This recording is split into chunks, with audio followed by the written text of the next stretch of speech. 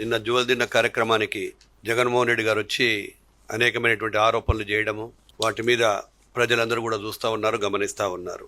Sagar defence అనేటువంటి engineering లిమిటెడ్కు గత నెలలో ఈ యొక్క కార్యక్రమాన్ని తీసుకుని దానికి పూజ చేయడం జరిగింది గౌరవ్ లోకేష్ బాబు గారు.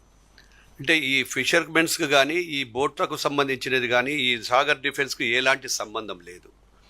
ఎటువంటి సంబంధం లేనటువంటి ఆ యొక్క ప్రాజెక్టును తీసుకొని కేవలం పరిశ్రమలను వాళ్ళ ఓనర్లను భయభ్రాంతులు చేయాలనేటువంటి ఉద్దేశంతో ఒక కార్యక్రమం పెట్టుకున్నాడు ఆయన.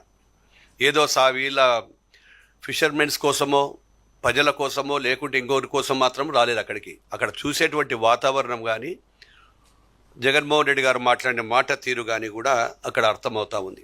కేవలం 114.13 ఎకరాలలో 28.5 ఎకరాలు మాత్రమే సాగర్ డిఫెన్స్ ఇంజనీరింగ్కి ఇవ్వడం జరిగింది. వాటిలో 29 ఎకరాలు తీస్తే 7 ఎకరాల 58 సెంట్లు మాత్రమే ఈ ఫిషింగ్ హార్బర్ సంబంధించినది మాత్రం అక్కడ దానికి వాడుకోవడం జరిగింది. గతంలో కూడా మేము అన్నీ క్లియర్గా చెప్పాము. మొత్తం తీర ప్రాంతం 909 మీటర్లు ఉంది కిలోమీటర్ని, 150 మీటర్లు మాత్రమే కంపెనీకి కేటాయించడం జరిగింది. ఇది 40 సంవత్సరాలకు సంబంధించి అవసరం ఉన్నట్టుకు 754 మీటర్ల పొడవున పూర్తిగా ఫిషింగ్ హార్బర్ ఉంటే దాంట్లో 150 మీటర్లు మాత్రమే క్లియర్గా వాడుకోవటం జరుగుతుంది. ఇప్పటికి కూడా మేము చెప్తా ఉన్నాము అందరికీ కూడా, ఫిషింగ్ హార్బర్స్ కానీ వీళ్ళందరికీ వాళ్ళకు కూడా అందరికీ కూడా ప్రజలకు అవసరమైతే 40 సంవత్సరాలకు తగినటువంటి బోట్లు కానీ అప్పటికి కావాల్సినవి కానీ అవన్నీ మరమ్మతుల కోసం వారి కోసం పార్కింగ్ కోసం వచ్చేటివన్నిటిని కూడా అక్కడ ఆపుకోవడానికి ఉంటే అది ఇప్పటికిప్పుడే అవసరం లేదు. కాబట్టి ఇప్పుడు ఎమర్జెన్సీగా ఏదైనా ఒక ఇండస్ట్రీ వస్తే లాభం అవుతుందనే ఉద్దేశంతో కేటాయించడం జరిగింది. దానివల్ల ఎవ్వరికి అక్కడ ఉన్నటువంటి ఫిషర్మెన్స్కి ఎటువంటి నష్టం లేదు. దానివల్ల వాళ్ళకు కూడా అవకాశాలు వస్తాయి, ఉద్యోగ అవకాశాలు, చాలా ప్రయోజనాలు ఉన్నాయి. వాటి గురించి కూడా మా సోదరుడు చెప్తారు. వీటన్నిటిని పెట్టుకొని కేవలం విధ్వంసం చేయాలి, పరిశ్రమలు రాకుండా చేయాలి, పరిశ్రమలు వస్తే తన రాజకీయ ఉనికిని కోల్పోతామనేటువంటి భ్రమతో మతి చెల్లించి ఈరోజు ఇష్టానుసారంగా ఆయన మాట్లాడుతూ ఉన్నాడు. ఇక్కడ ఒక్కటే ఆలోచన చేయాలి. ఆయన అధికారంలో ఉన్నప్పుడు పరిశ్రమలను పారదోలినాడు, అధికారం లేనప్పుడు పరిశ్రమలు వస్తుంటే భయపెట్టిస్తున్నాడు.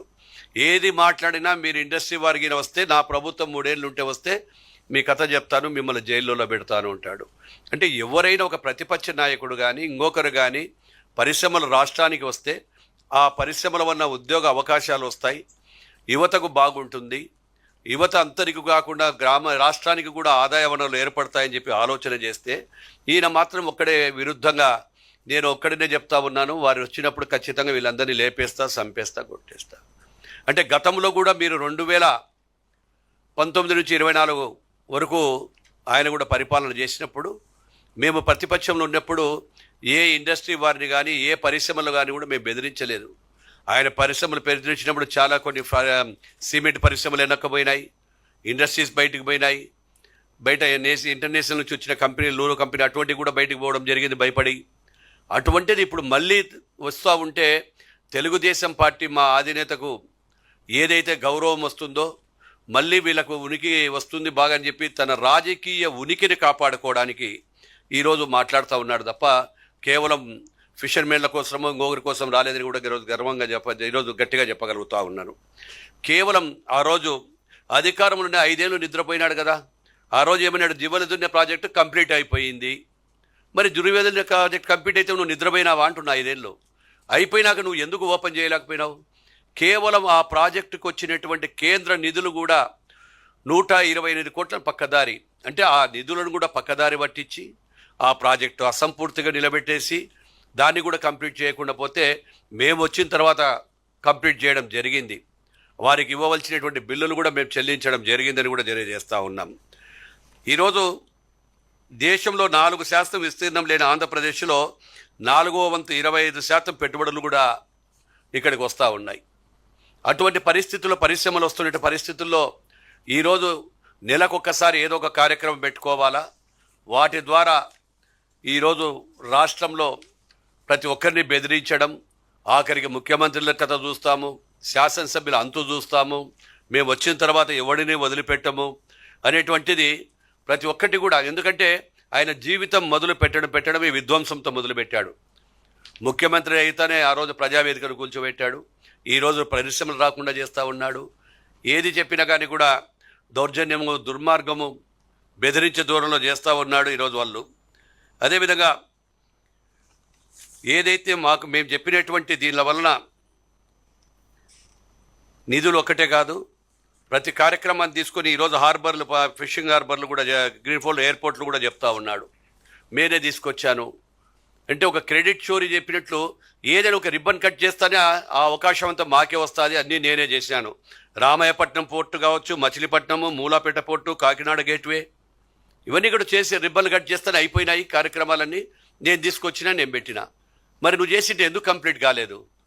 ఎంతమంది కంపెనీలలో నువ్వు తీసుకొచ్చినటువంటి పోర్టులలో అనేకమైన సమస్యలు సృష్టించి భాగస్తుల మధ్యన, నీ బినామీల మధ్యన నువ్వే మార్పించుకున్నావు, ఉన్న వాళ్ళని బెదిరించావు, వాళ్ళ షేర్ హోల్డర్స్ కూడా వాళ్ళని కూడా తీసుకుపోయి పక్కన పెట్టి ఇచ్చేసావు.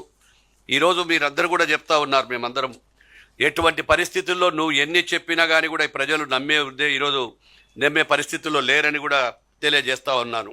కళ్ళు మూసుకుంటే 3 ఏళ్ళు అయిపోతుంది. కళ్ళు మూసుకుని 5 ఏళ్ళు కళ్ళు మూసుకుంటేనే 151 నుంచి 11కు వచ్చినావు. కళ్ళు మూసుకుంటే 3 ఏళ్ళు అయిపోతుంది, మేము వస్తామని.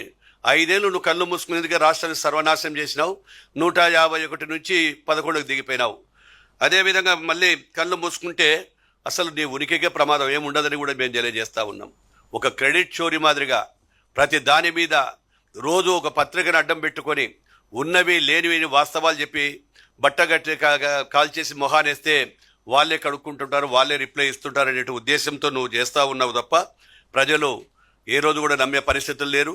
చాలామంది కూడా ఏదైతే ఆ యొక్క పరిశ్రమకు సంబంధించినటువంటి వాళ్ళు కార్మికులు కావచ్చు, అదేవిధంగా ఎవరు కూడా అక్కడికి రాకపోతే ఈరోజు మళ్ళీ కూలీలు ఇచ్చి మీరు పిలిపించుకునే సంగతులు కూడా అందరికి ప్రజలు చూస్తున్నారని చెప్పి తెలియజేస్తూ ఉన్నాము.